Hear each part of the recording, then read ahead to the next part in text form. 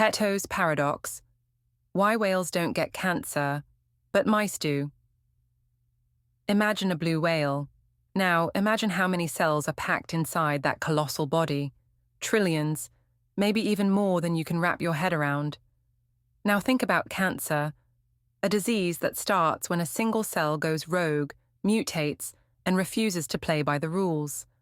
The more cells you have, the more chances there are for one of them to become a rebel. Right? So here's the million-dollar question. Why don't whales get cancer all the time? This is the puzzle known as Peto's paradox, and it's one of the most fascinating questions in biology. It was first raised in the 1970s by a researcher named Richard Peto. He noticed something odd. Within a species, say, among humans, bigger individuals tend to have slightly higher cancer risks. Same with dogs. Big breeds get more cancer than small ones. But across species, the trend doesn't hold. Mice get cancer often. Elephants and whales? Not so much.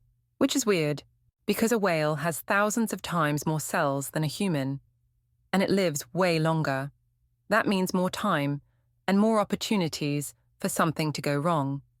Yet somehow, these giants of the animal kingdom seem to dodge the cancer bullet. That's the paradox. Let's break this down. If you think of every cell division as a roll of the dice, and if cancer is just the unlucky outcome of one bad roll, then whales should be losing that game constantly. But they aren't. Why not? The answer, it turns out, is evolution.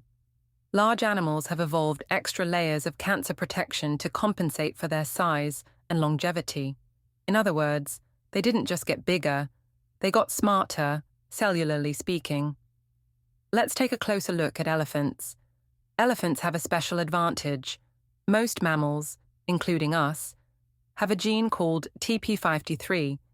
It produces a protein that helps prevent cells from becoming cancerous.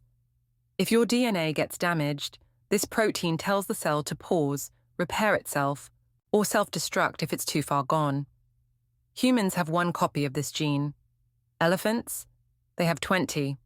That's right, 20 copies of one of the most important tumor-suppressing genes in nature. This means that elephant cells are far more vigilant. If something looks suspicious, they pull the alarm and shut it down. Researchers have even tested this. When exposed to radiation in the lab, elephant cells were way more likely to self-destruct than human cells. They don't take chances. And elephants aren't alone. Whales, too, have their own genetic defenses. Take the bowhead whale, for example, one of the longest-living mammals on Earth. These creatures can live over 200 years, yet show remarkably low rates of cancer.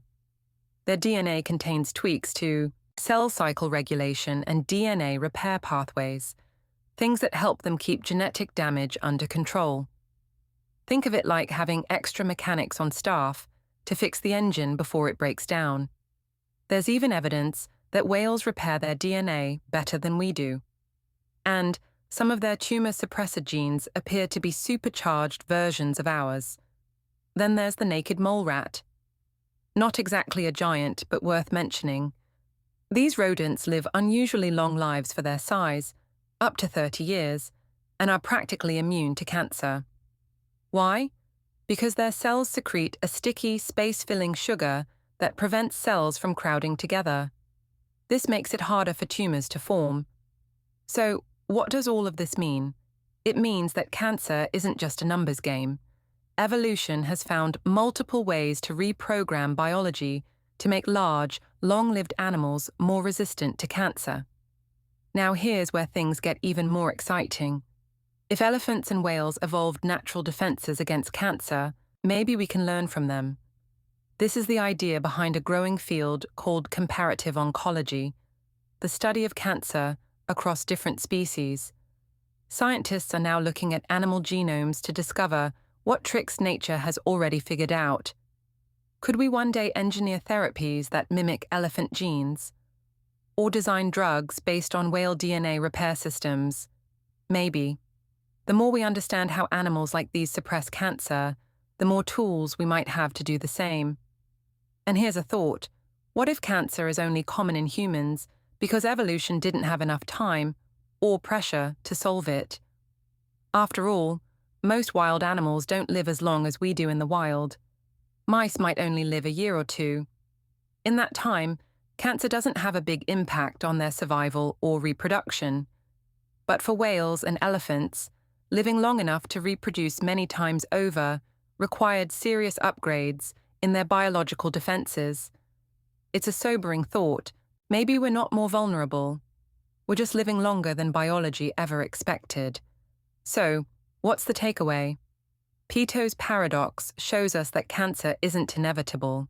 It's a solvable problem, one that nature has already cracked in a few clever ways. Elephants didn't just get big and hope for the best. They rewired their genetic systems to fight back. It also means that cancer risk is not just about how many cells you have or how long you live.